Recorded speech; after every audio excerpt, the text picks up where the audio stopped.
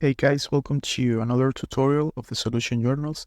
Today we will learn how to recover a delete account or deactivated account on TikTok.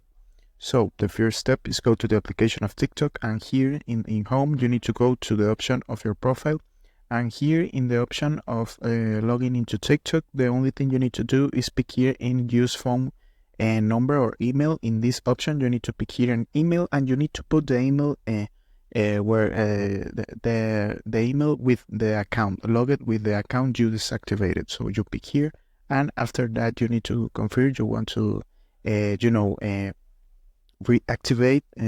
again the account. So remember, you need to put here in the email login with the deactivated account you want to reactivate.